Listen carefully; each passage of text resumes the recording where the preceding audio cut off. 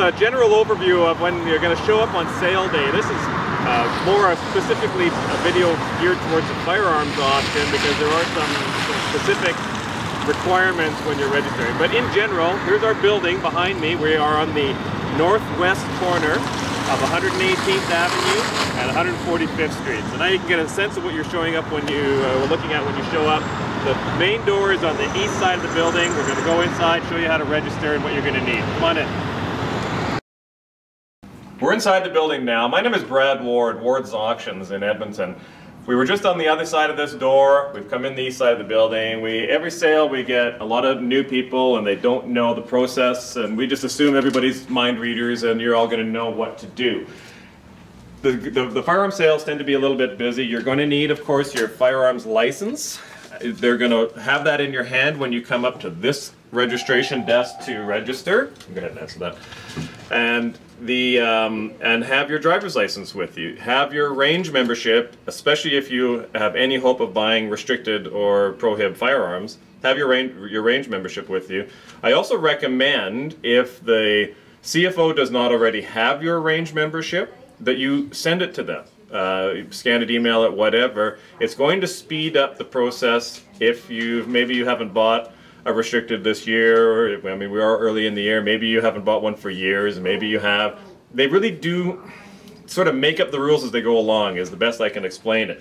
So if on sale day they have already proof of your range, then the chances of a transfer going through on the same day is that much better. You're going to come and see the gals here. They're going to hook you up with a bid card. Just hand them your information. They'll grab it. If you've been to sale before, they're going to punch it in. I don't do that job, so I don't know exactly what they're going to do. They're going to punch in your name or your phone number or something. If you're in the system, they're going to look and make sure that your PAL is still valid. They're going to make sure your address hasn't changed. They're going to probably ask you a question or two. And then you're going to get that bid card that I just showed you. And from there, you're going to go and bid. Out here into the sales room, again, if you haven't been before, here's the sales room. Everybody gets chairs. Well, not everybody. Lots of people stand up. It's a fairly sizable room, but it's not, you know, endless. So, and the parking, if you haven't been before, you're going to find that it's not great. And when I say it's not great, I mean it really sucks bad. So not great is an understatement, but you deal with it. You do what you can. We sell from up here. Auctioneers will be facing that way. This table will be sort of tucked in. We're going to talk about these in a subsequent video that we're going to literally film today. Might be attached to this video at the end, or it might be a second video. It has to do with the petition for the AR. Again, we're going to cover that, so we'll get back to that. During the sale, you'll probably find that Bud and Don Haynes are going to sit there. You can come and visit with them. Through this door is the concession. You get some food, hot dogs, juice, coffee, whatever. And also, during the viewing, this is going to be wide open. As you can see, you can come and go. That's where the firearms are going to be back there. On sale day, after you have a paid receipt, you've bought items, you've paid for them, you come back here, there will be a table across here, blocking this off, so concession over there, a table here. You will bring your paid receipt for firearms, and the staff will come and get your firearms, they'll bring it back. There's books that we have, so even on your non-restricted rifles and shotguns, you're still going to have to show them your PAL at this counter. They're going to write it down. That is for in-house information only, does not go to the feds. And it just shows that somebody with a valid license has picked up that firearm or ammunition, and you're going to initial or sign for it or whatever it is. And that'll happen right across here. Of course, during the viewing, this will be open, as I mentioned. They're just getting started to set up the firearms now. Tomorrow is the viewing. This is specifically for the March 7th auction here at Ward's Auctions building, and it's obviously, I shouldn't say obviously, those that don't know, it is a partnership between the Ward's Auctions in Edmonton and Bud Haynes Auctions in Red Deer. Still have the office down there. You've seen that on the other video. You see all the phone numbers on the website. Then we do the sales in our building and we work together, share the workload, etc. So all the firearms will be in here, handguns, pistols, etc. will be in the cabinets here. Come and have a good look. That's what the viewing is for. Come and check it all out, see what it's all about. Now, some specifics about the transfers. We ran into this at the last auction in fall of 14, where during the sale is easy. During the sale, the mirror machine will be open. I think till 3 o'clock their time, so 1 o'clock our time. Any of the restricted firearms that we sell, prior to that, we immediately are faxing in the transfers to Miramichi, and if enough I's are dotted and T's are crossed, we get transfers back that day. So up until about 1 o'clock local time. So this is what I mentioned earlier. If they already have your range membership and you've already talked to them, maybe send them a fax, an email, or a phone call to say, hey, I'm going up to the Ward's Haynes auction, I'm planning on buying restricted, then they are warned, and it's more likely to sort of go through channels and you can pick up your restricted firearms that very day at the sale and be on your way. So really handy, especially if you're from out of town.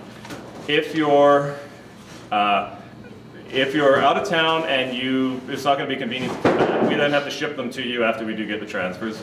Obviously additional costs, and you got to wait to get your new toy home, which nobody wants that. If it doesn't go through on sale day, you as the buyer need to make sure a couple of things. What we ran into last time was new to us and very frustrating, whereby a buyer had not authorized the CFO to tell us the new cert number or that the transfer had gone through. Well, that makes no sense because we can't ship it to you or give it to you without proof of transfer. So if we don't have the new cert, then we have to submit a letter to the near as I can figure, we have to request a letter from the CFO that they will send to us that says, yes, we transferred X firearm to Joe Smith, but doesn't give us the new cert number. It's a pointless exercise and I don't really understand it. We're the dealers, we should know what's going on. But it is in your best interest as the buyer to make sure that you have given them permission. Yes, make sure that you send Wards/Haynes the information about my transfer so I can get my firearm as fast as possible. Phoning them, and we're going to have this on a lot of printed documents around the building and on the bottom of this video. You phone them at 1-800-731-4000, that's the normal number down to Miramichi, and then extension 9026. 9026 pops you back to the Edmonton CFO.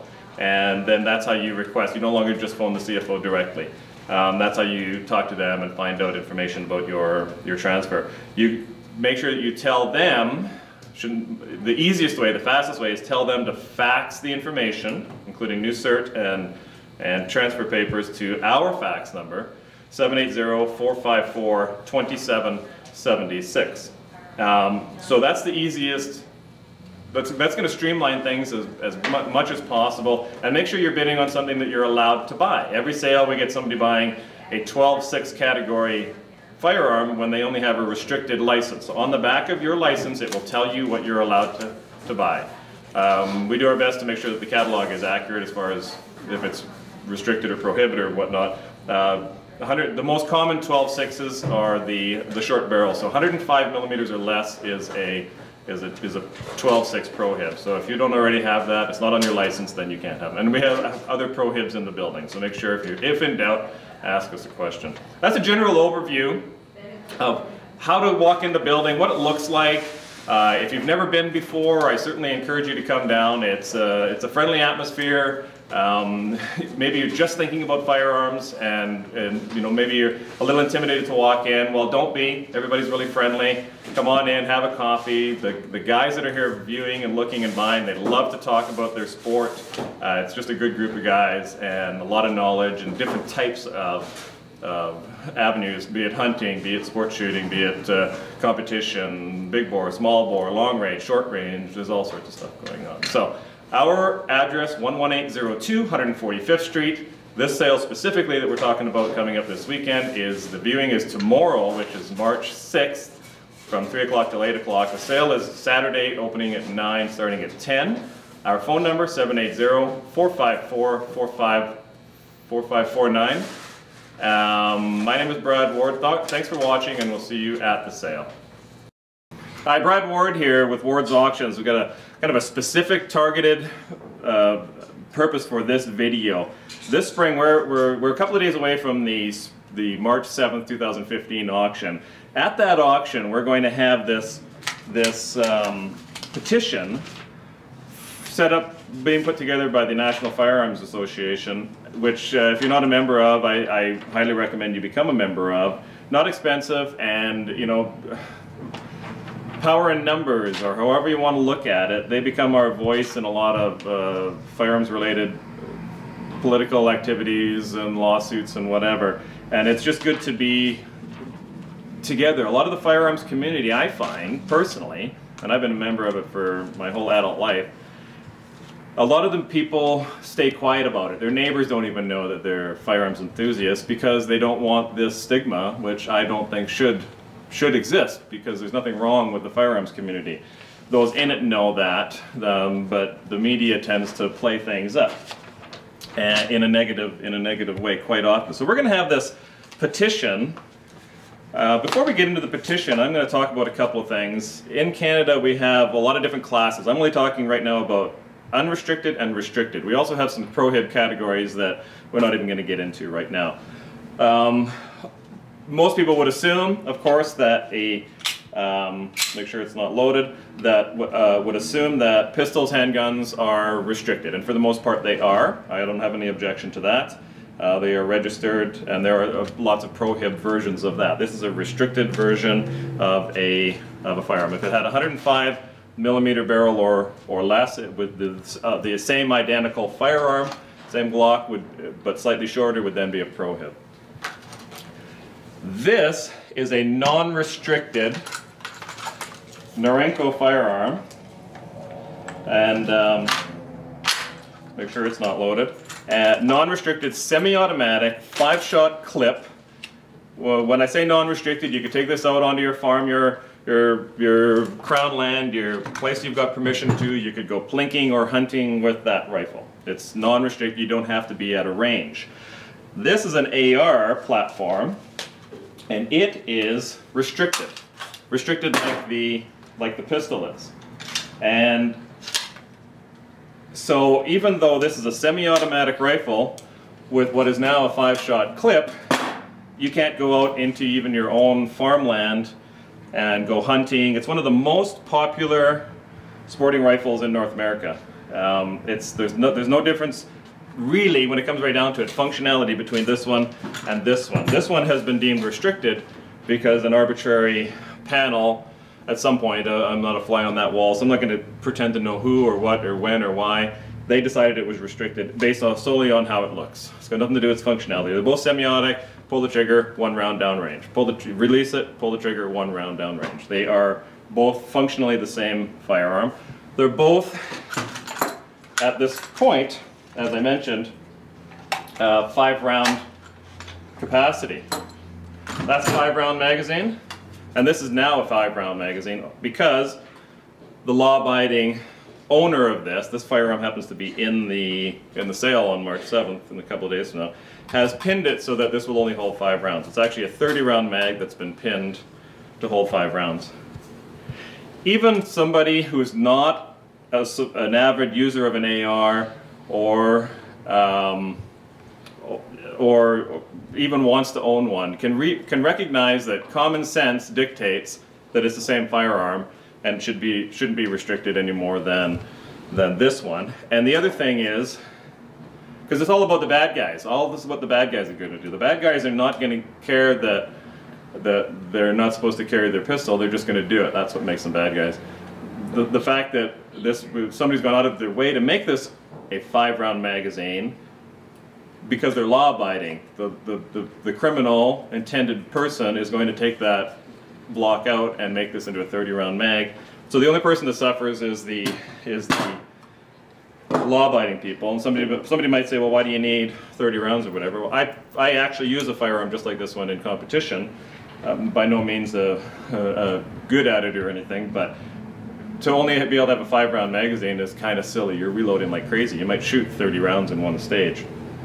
So, having said all of that, this petition got 2 specific parts to it, and we're going to have it here to sign at the sale. And if you're not at the sale, if you're out of town, you're in a different province, you're whatever, you're going to be bidding online, you're just watching this arbitrarily, get a hold of the National Firearms Office. The website is nfa.ca, and their phone number 780-439-1394. Find out where they're going to be holding, a gun show or whatever. We only have a little while because they want to send these in spring.